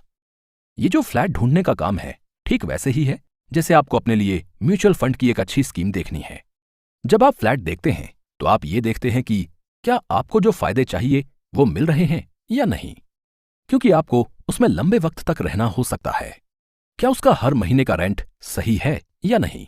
वैसे ही म्यूचुअल फंड की स्कीम में भी हम देखते हैं कि क्या वो स्कीम हमारे लिए फायदेमंद है या नहीं। एसआईपी के जरिए हर महीने जो इंस्टॉलमेंट हम देंगे वो अफोर्डेबल है या नहीं। जिस तरह से हम रूम को खुद से भी ढूंढ सकते हैं और एक ब्रोकर के जरिए भी ले सकते हैं, वैसे ही म्यूचुअल फंड स्कीम में हम खुद भी इन्वेस्ट कर सकते हैं या फिर किसी ब्रोकर के जरिए उसकी सलाह और मदद से इन्वेस्ट कर सकते हैं। जब हम म्यूचुअल फंड में खुद से इन्वेस्ट करते हैं, मतलब कि कोई बीच का आदमी नहीं होता, हमें मालूम होता है कि हमें कौन सी स्कीम चाहिए। हम उस स्कीम को चुनते हैं और उसमें अपने पैसे हर महीने डालने लगते हैं। इसे कहते हैं डायरेक्ट प्लान। पर वहीं जब आपको ये नहीं मालूम कि आपके लिए कौन सी स्कीम सही है, तब आप एक इंसान को चुनते हैं जो आपसे पैसे लेकर आपके लिए जो स्कीम सही होती है उसमें इन्वेस्ट करता है। इसे हम लोग रेगुलर प्लान कहते हैं। रेगुलर प्लान और डायरेक्ट प्लान अलग होते हैं। रेगुलर प्लान में आपके पास एक एजेंट होता है जो आपको आपकी इन्वेस्टमेंट में गाइड करता है, पर यह काम फ्री में नहीं करता। इसके लिए उसे फंड हाउस से पैसे मिलते हैं और वो पैसे आपके एक्सपेंस रेशियो से काटे जाते हैं। इसीलिए हमें एक्सपेंस रेशियो को ध्यान में रखने की बहुत जरूरत है। रेगुलर प्लान और डायरेक्ट प्लान दोनों के लिए एक्सपेंस रेशियो अलग अलग होते हैं और ये बात आप अपने दिमाग में बैठा लीजिए कि एक्सपेंस रेशियो भले ही आपको देखने में कम लगे, पर 0.5% भी लॉन्ग टर्म में लाखों का अंतर ला देता है। जैसे कि हम अगर देखें axis blue chip mutual fund, अगर आप इसमें डायरेक्ट प्लान के जरिए इन्वेस्ट करते हैं तो आपका एक्सपेंस रेशियो केवल 0.49% है। वहीं अगर आप इसमें रेगुलर प्लान के जरिए निवेश करते हैं तो आपका एक्सपेंस रेशियो 1.7% होगा। अब सवाल है कि आखिर आपको रेगुलर और डायरेक्ट प्लान में से कौन सा चुनना चाहिए। अगर आप एक ऐसे आदमी हैं जिसके पास पैसा है और साथ ही कई सवाल भी हैं, जिसे ये नहीं मालूम कि उसे किस म्यूचुअल फंड में इन्वेस्ट करना चाहिए, जो ये नहीं जानता कि उसके लिए कौन सी स्कीम सही है, ऐसे में आपके लिए बेहतर है कि आप रेगुलर प्लान चुन लें। इससे आपको ये फायदा होगा कि आपके सारे सवालों का जवाब देने के लिए और आपको इस पूरे सफर में सलाह देने के लिए एक एजेंट मिल जाएगा। वैसे ही अगर आपको यह मालूम है कि आपको किस म्यूचुअल फंड को चुनना है, आप अच्छे से समझते हैं कि आपके लिए कौन सी स्कीम सबसे फायदेमंद है, ऐसे में आप डायरेक्ट प्लान चुन सकते हैं। और एक तीसरा ऑप्शन भी है जो कि आमतौर पर कई लोग करते हैं। अगर आप शुरुआत में सीखना चाहते हैं तो आप एक रेगुलर प्लान ले सकते हैं और उसके बाद आप चाहें तो आप अपने प्लान को चेंज करके डायरेक्ट प्लान में भी तब्दील कर सकते हैं। ऐसे में आपके पास ये चॉइस होती है कि जब तक आप चाहें रेगुलर प्लान रखें और जब आप चाहें डायरेक्ट प्लान कर दें। अब आप समझ गए कि आपको रेगुलर नहीं बल्कि डायरेक्ट प्लान में इन्वेस्ट करना है। चलिए आपको बता दें कि कैसे आप अपने रेगुलर प्लान को डायरेक्ट प्लान में बदल सकते हैं। और इसके लिए हमारे पास दो तरीके हैं, एक पुराना तरीका और स्मार्ट तरीका। पुराना तरीका यह है कि आप एक पेन और पेपर लेकर आपने जितना इन्वेस्टमेंट किया है उन सबकी लिस्ट बनाएं। ये पता करें कि कौन सी इन्वेस्टमेंट आपकी शॉर्ट टर्म्स हैं और कौन सी इन्वेस्टमेंट लॉन्ग टर्म। उसके बाद आपको यह चेक करना पड़ेगा कि आपके कौन कौन सी स्कीम में एग्जिट लोड है और कौन कौन सी स्कीम में नहीं है। एग्जिट लोड का मतलब होता है कि आप किसी स्कीम को छोड़ना चाहते हैं अगर तय समय से पहले, तब आपके ऊपर कुछ चार्ज लगता है। तो आज के वक्त में कुछ ऐसे ऐप्स हैं जिसका इस्तेमाल करके आप इस काम को आसानी से कर सकते हैं। आप आसानी से इंटरनेट पर जाकर ऐप्स के बारे में पता कर सकते हैं। उन पर आपको हर एक डिटेल मालूम पड़ जाएगी। सबसे पहले वे ऐप्स की कुछ जानकारियां लेंगे। उसके बाद जब आप किसी स्कीम को खोलकर देखेंगे तो आपको मालूम चल जाएगा कि उस पर आपको एग्जिट लोड लगेगा या नहीं। आप ये आसानी से समझ पाएंगे कि कितने वक्त तक इन्वेस्ट करने पर अधिक टैक्स देने से बच जाएंगे। अब सवाल यह है कि रेगुलर और डायरेक्ट प्लान में से कौन सा बेहतर है। वैसे देखा जाए तो डायरेक्ट प्लान रेगुलर से बेहतर है क्योंकि इसमें आपको प्रॉफिट ज्यादा होगा। लेकिन असल में ये सब अलग अलग इन्वेस्टर्स पर डिपेंड करता है। उनकी प्रेफरेंसेस क्या हैं, वे कितना वक्त देना चाहते हैं। क्या आपने कभी निफ्टी का नाम सुना है? आखिर यह है क्या और क्यों कई लोग इसका इतना जिक्र करते हैं? आपने कई लोगों को यह कहते सुना होगा कि अगर आप चाहते हैं कि आपका पैसा नहीं डूबे तो उसे निफ्टी में लगा दीजिए, या फिर ऐसा कि निफ्टी में पैसा डूबेगा तो पूरा देश गिर जाएगा। आपके मन में अभी से सवाल आ रहे होंगे इसके बारे में जानने के लिए, तो चिंता मत करिए क्योंकि अगले एपिसोड में आपको इन सभी सवालों का जवाब बहुत ही अच्छे से मिल जाएगा। बहुत से लोग जो स्टॉक्स और म्यूचुअल फंड्स में इंटरेस्टेड होते हैं, उन्होंने कभी ना कभी इंडेक्स फंड्स का नाम जरूर सुना होगा। इंडेक्स फंड्स के बारे में जानने से पहले कुछ सवाल हैं जिन्हें समझना बहुत जरूरी है। जैसे कि बहुत बार मार्केट बहुत ज्यादा हाई होता है और उस वक्त लोग चाहते हैं कि मार्केट थोड़ा सा डाउन हो जाए। ऐसे ही कई दफा मार्केट बहुत डाउन होता है और लोग चाहते हैं कि मार्केट थोड़ा सा हाई हो जाए। स्टॉक मार्केट को देखें तो इसमें कई हजार कंपनियां हैं और अगर आपको यह जानना है कि मार्केट अभी कैसा परफॉर्म कर रहा है तो इसके लिए आप क्या करेंगे? हर एक कंपनी का पोर्टफोलियो निकालकर चेक करेंगे। मान लीजिए कि एक कंपनी को फायदा हुआ है, किसी दूसरी कंपनी को नुकसान हुआ है। ऐसे ही कई सारी अलग अलग कंपनियां होंगी और सबके बारे में जानकारी लेना संभव नहीं है। तो फिर आखिर ये कैसे पता करें कि मार्केट कैसा परफॉर्म कर रहा है? इसके लिए इंडेक्स बनाया गया। देश की 50 बड़ी कंपनियों के इंडेक्स को निफ्टी 50 कहते हैं। ये कंपनियां अलग अलग सेक्टर की कंपनी होती हैं और इन्हीं 50 कंपनियों की परफॉर्मेंस के अनुसार हम लोग मार्केट को जज करते हैं। जब इनमें से अधिकतर कंपनियां मार्केट में ग्रो करती हैं, तब हम कहते हैं कि मार्केट आगे बढ़ रहा है, और यहां अधिकतर कंपनियों को लॉस होता है, तब हम कहते हैं कि मार्केट डाउन है। इन 50 कंपनियों में इन्वेस्ट करने के लिए जो म्यूचुअल फंड है उसे इंडेक्स फंड कहते हैं। निफ्टी 50 का इंडेक्स फंड जाहिर है कि ये निफ्टी 50 के द्वारा लिस्ट की गई 50 कंपनियों में इन्वेस्ट करेगा। इन 50 कंपनियों में कितना पैसा इन्वेस्ट करना है, इसके लिए अलग अलग कंपनी का अलग अलग परसेंटेज होता है। जैसे कि मान लेते हैं कि देश की सबसे बड़ी कंपनी रिलायंस है, तो इसका परसेंटेज 13% है। मतलब ये कि अगर आप 100 रुपए इन्वेस्ट करते हैं तो इंडेक्स फंड आपके 13 रुपए को रिलायंस कंपनी के शेयर में इन्वेस्ट कर देगा। ये परसेंटेज फिक्स नहीं होते और हमेशा बदलते रहते हैं। हर 6 महीने पर इंडेक्स में नई कंपनी आती है और कुछ कंपनियां बाहर चली जाती हैं।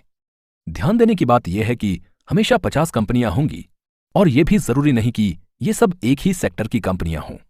जिस सेक्टर में मार्केट जितना ग्रो कर रहा होगा, उस सेक्टर से उतनी ज्यादा कंपनियां होंगी। हम बात कर लेते हैं एक्टिव फंड्स की। इसका मतलब वे सारे फंड्स जिसमें आपको एक स्ट्रेटेजिस्ट की जरूरत पड़ती है, जिसमें यह दिमाग लगाना पड़ता है कि आपको किस कंपनी में इन्वेस्ट करना है, कितना इन्वेस्ट करना है। यह सब पहले से तय नहीं रहता। यहां पर फंड मैनेजर्स का एक बहुत बड़ा रोल होता है। वे सब अपनी स्ट्रेटजी के अनुसार हमारे इन्वेस्टमेंट को अलग अलग कंपनियों में बांटते हैं। अब ये समझते हैं कि आपको आखिर इंडेक्स फंड क्यों चुनना चाहिए।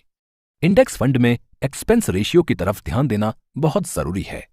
आमतौर पर जब आप किसी बड़े म्यूचुअल फंड में इन्वेस्ट करते हैं तो वहां पर आपका एवरेज एक्सपेंस रेशियो 1.5 होता है। पर वहीं बात जब इंडेक्स फंड की आती है तो एवरेज एक्सपेंस रेशियो 0.2 ही रह जाता है। अगर आपको लग रहा है कि इन दोनों में कितना कम अंतर है, तो आप गलत सोच रहे हैं, क्योंकि ये छोटा सा अंतर लॉन्ग टर्म में आपको बहुत बड़ा नुकसान करा देता है, जैसा आप सोच भी नहीं सकते। आपको कई लाख का घाटा आसानी से हो जाएगा अगर आप इन छोटी चीजों पर ध्यान नहीं देंगे।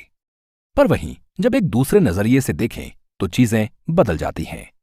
मतलब कि एक्टिव फंड्स में कई बार रिटर्न आपके इंडेक्स फंड से ज्यादा मिलते हैं, तो इंडेक्स फंड से ज्यादा प्रॉफिट आपको एक्टिव फंड में हो जाता है। लेकिन कंफ्यूजन का मामला तब आता है जब आप कई सारे बड़े बड़े इन्वेस्टर्स जैसे कि वॉरेन बफेट को सुनते हैं। विदेश के कई सारे इन्वेस्टर्स कहते हैं कि इंडेक्स फंड्स एक्टिव फंड से बेहतर हैं। लेकिन जब भी बात मार्केट रिस्क स्टॉप्स की हो तो हमेशा ये याद रखिए कि आपको अपनी कंट्री की इकोनॉमी को ध्यान में रखना है। ठीक वैसे ही जैसे कि धरती के किसी जगह पर बहुत ज्यादा बर्फ है तो वहां पर लोग ऐसे कपड़े पहनेंगे जो उनके शरीर को गर्म रखें। वहीं धरती की किसी दूसरी जगह पर जहां बहुत गर्मी होगी तो लोग ऐसे कपड़े पहनेंगे जिससे उन्हें गर्मी ना लगे। जब हम बाहर के देश जैसे कि अमेरिका की इकोनॉमी को देखते हैं तो वहां छोटी कंपनियों की ग्रोथ बहुत ही मुश्किल है और बड़ी कंपनियां स्टेबल हैं। कोई नई कंपनी मार्केट में तेजी से आगे बढ़े ऐसा होना बहुत मुश्किल है। पर बाहर बाजार को देखते हैं तो यहां हर दिन कई सारे स्टार्टअप्स होते हैं और इन सब में से कुछ ऐसे स्टार्ट होते हैं जो बहुत तेजी से मार्केट में ग्रो करते हैं। ये जो नए स्टार्टअप्स और नई कंपनियां मार्केट में तेजी से ग्रो करती हैं, जब कोई इंसान एक्टिव फंड्स के जरिए इनमें इन्वेस्ट करता है तब ये कंपनी बहुत हाई रिटर्न लेकर आती हैं। जब हम किसी इंडेक्स फंड में इन्वेस्ट करते हैं तो ऐसा होता है कि हमारे पैसे को 50 अलग अलग कंपनियों में डाल दिया जाता है। लेकिन वहीं जब हम अपने पैसे को किसी एक्टिव फंड में इन्वेस्ट करते हैं तो उसमें से कुछ हिस्सा इन्वेस्ट करते हैं और कुछ हिस्सा रख लेते हैं। जैसे कि मान लीजिए कि आपने एक्टिव फंड में 100 रुपए डाले तो फंड मैनेजर 65 इन्वेस्ट करके 35 बचाकर रख सकता है और जिस वक्त मार्केट डाउन होगा तब वो 35 रुपए में अधिक शेयर खरीद सकता है। इंडेक्स फंड में एक और चीज है, जैसे कि जब भी कोई कंपनी अच्छा परफॉर्म करती है और हिस्ट्री में भी उसने अच्छा परफॉर्म किया होता है तब वे कंपनीज इंडेक्स में चली आती हैं। उस नई कंपनी के बदले जो कंपनी इंडेक्स में खराब परफॉर्म करती है, जिसके शेयर्स के दाम गिर जाते हैं, वो इंडेक्स के बाहर चली जाती हैं। तो इस तरह से आप ऐसा देख सकते हैं कि सिर्फ महंगी कंपनियां या ऐसी कंपनी जिसके शेयर्स के दाम महंगे होते हैं वही इंडेक्स की लिस्ट में होती हैं। तो ऐसे में आप महंगी कंपनी के कम शेयर ही खरीद पाते हैं। पर ये बातें ऐसी थीं जो कि हमने आपको बताई कि मार्केट में कैसे काम होता है। अब इस मुद्दे पर आते हैं कि आपको क्या करना चाहिए। क्या आपको इंडेक्स फंड में इन्वेस्ट करना चाहिए या फिर आपको एक्टिव फंड में इन्वेस्ट करना चाहिए? सच्चाई यह है कि ज्यादातर एक्टिव फंड में सही से किसी अच्छी कंपनी का स्टॉक पिक नहीं हो पाता। इस कारण से वास्तव में एक्टिव फंड का रिटर्न इंडेक्स फंड से कम आता है। इसलिए ज्यादातर लोग इंडेक्स फंड में इन्वेस्ट करना पसंद करते हैं। लेकिन यह भी सच है कि कुछ एक्टिव फंड ऐसे हैं जो इंडेक्स फंड को 5 से 10% से पीछे कर देते हैं। मतलब इन एक्टिव फंड्स पर आपको इंडेक्स फंड से 5 से 10% ज्यादा रिटर्न मिलता है। पर इसके लिए आपको अपने फंड को बहुत ही ध्यान से और सोच समझकर चुनना पड़ता है। आपने ये कहावत जरूर सुनी होगी, जिंदगी जीने के लिए 3 चीजें जरूरी होती हैं, खाना, कपड़ा और मकान। आम लोग जिंदगी भर मेहनत क्यों करते हैं? लाइफ की इन बेसिक रिक्वायरमेंट्स को पूरा करने के लिए। पर यह तो हो गई पुरानी कहावत। यह काफी घिसी पिटी पुरानी हो चुकी है। नई कहावत यह है कि लाइफ का चौथा बेसिक रिक्वायरमेंट है SIP। और यह सिर्फ मैं नहीं कह रहा, बल्कि एक बहुत ही फेमस कोट है। अब जब इतनी जरूरी चीज है तो इसके बारे में कुछ ऐसी बातें हैं जो आपको जाननी चाहिए। बहुत लोगों को ऐसा लगता है कि इन्वेस्टमेंट करने के लिए अमीर होना बहुत जरूरी है। वैसे ही अगर आपको SIP भी शुरू करना है तो उसके लिए आपके पास बहुत पैसे होने चाहिए, जबकि ऐसा नहीं है। अगर आप अमीर नहीं हैं और आपके पास बहुत पैसे ना भी हों तो भी आप SIP शुरू कर सकते हैं। आप म्यूचुअल फंड्स में 5,000 से भी इन्वेस्ट करना शुरू कर सकते हैं। और अगर आपको SIP शुरू करना है तो आप 500 से भी शुरू कर सकते हैं। और अगर आपके पास इतना भी नहीं है तो कुछ फंड हाउसेस तो आपको 100 रुपए में भी इन्वेस्ट करने का भी ऑप्शन देते हैं। आपने जिस म्यूचुअल फंड स्कीम को चुना है, अगर वो एक open ended mutual fund scheme है तो आपको कुछ और फायदे भी मिलते हैं। अगर आपको कभी पैसे की जरूरत पड़ी तो आप अपने फंड्स को निकाल सकते हैं और इसके साथ ही SIP को भी जारी रख सकते हैं। इसमें आमतौर पर यह देखने को मिलता है कि जो भी फंड हाउसेज हैं वो फर्स्ट इन फर्स्ट आउट का मेथड फॉलो करती हैं। इसलिए जो भी यूनिट आपने पहले इन्वेस्ट किया होगा उसको आप पहले निकाल पाएंगे। अब यहां पर एक और चीज है जिसमें कई लोग अक्सर कंफ्यूज कर जाते हैं। एसआईपी का नाम आते ही आप देखेंगे कि हर जगह लोग ये बातें करते हैं कि आपको हर महीने एक तय राशि इन्वेस्ट करनी है। कई सारे लोग जो कि हर महीने एक छोटी सी सैलरी पर काम करते हैं या फिर जिनका ज्यादातर पैसा मासिक खर्च में खत्म हो जाता है, उन्हें इस बात की चिंता रहती है कि अगर कभी किसी महीने पैसों की बहुत जरूरत आ गई तो, या फिर कभी नौकरी से निकाल दिए जाने के बाद 2-3 महीने क्या होगा। ऐसी स्थिति में तो वे अपना एसआईपी जारी नहीं रख पाएंगे। 2019 में कोविड-19 के कारण कई लोगों को नौकरी से निकाल दिया गया था और कई लोगों की इनकम में भारी गिरावट आ गई थी। ऐसी सिचुएशन में आप अपनी एसआईपी कुछ महीनों के लिए पॉज कर सकते हैं। फिर कुछ महीनों बाद जब आपके पास सही मात्रा में आमदनी आने लगे, तब आप फिर से अपनी एसआईपी चालू कर सकते हैं। और उसके लिए आपको कोई बहुत मुश्किल प्रोसीजर नहीं करना पड़ता है। आपको बस एक सिंपल सा फॉर्म भरना होगा। उसके बाद जैसी आपकी जरूरत होगी उसके अनुसार आप 3 से 6 महीने तक अपने एसआईपी को पॉज कर सकते हैं। फंड हाउसेस अभी अधिकतर 6 महीने तक एसआईपी को पॉज करने की सुविधा दे रहे हैं। ऊपर आपने ये बात तो जान ली कि एसआईपी और लमसम के अपने अलग अलग फायदे होते हैं। चलिए ऐसा मान लेते हैं कि अभी आप एसआईपी के अनुसार इन्वेस्ट कर रहे हैं और इसी बीच आपको लगता है कि इस समय आपको लमसम भी इन्वेस्ट करना चाहिए। ऐसे में आप अपने एसआईपी वाले अकाउंट में लमसम भी इन्वेस्ट कर सकते हैं। अगर आप ईएलएसएस में एसआईपी इन्वेस्ट करते हैं तब आपको यह भी मालूम होना चाहिए कि आपके हर महीने का इन्वेस्टमेंट एक फिक्स्ड टाइम तक लॉक रहेगा। ईएलएसएस का मतलब इक्विटी लिंक्ड सेविंग स्कीम। इस तरह के म्यूचुअल फंड का सबसे बड़ा फायदा यह होता है कि आपका बहुत टैक्स बच जाता है। इसको एक एग्जाम्पल से समझते हैं। आप सितंबर 2022 में जो कुछ भी इन्वेस्ट करें वे 3 साल तक लॉक हो जाएगा और फिर सितंबर 2025 में फ्री हो जाएगा और तब आप उसे वापस बेच पाएंगे। पर यहां पर ट्विस्ट ये है कि हर महीने का इन्वेस्टमेंट निकालने के लिए उस महीने के बाद 3 साल का इंतजार करना पड़ेगा। सारे महीने का इन्वेस्टमेंट एक साथ नहीं निकाल सकते। अगर आपको अपना सारा पैसा निकालना है तो आपको तब तक इंतजार करना पड़ेगा जब तक आपकी हर एसआईपी इंस्टॉलमेंट अपने 3 साल का लॉक इन कंप्लीट ना कर ले। एक जरूरी बात यह भी है कि जब भी हम लोग एसआईपी की बात करते हैं तो लोग हमेशा एक ही फंड की सोचते हैं, इक्विटी फंड के बारे में। क्या आप जानते हैं कि आप एसआईपी के जरिए डेट फंड्स में भी निवेश कर सकते हैं? क्योंकि अधिकतर इन्वेस्टर्स को इस बारे में नहीं मालूम है तो वे अक्सर फिक्स्ड डिपॉजिट में ही इन्वेस्ट करते हैं। पर अगर आपको डेट फंड में इन्वेस्ट करना है तो वे भी आप एसआईपी के जरिए कर सकते हैं। एसआईपी कोई इन्वेस्टमेंट नहीं है, इसलिए आप एसआईपी में इन्वेस्ट नहीं कर सकते। एसआईपी केवल एक जरिया है म्यूचुअल फंड के किसी स्कीम में इन्वेस्ट करने का। यह वैसी ही बात हो गई जैसे कि आपके पास एक पिज्जा है। अब आप या तो एक बार में पूरा पिज्जा खा जाओ या फिर आराम से थोड़ा थोड़ा खाओ। जो पिज्जा है यही आपका इन्वेस्टमेंट अमाउंट है और चाहे जिस तरह से खाएंगे ये जाएगा पेट में ही। हाँ, भले ही आप लंबे वक्त तक खाएंगे या एक ही बार में सब खा जाएंगे।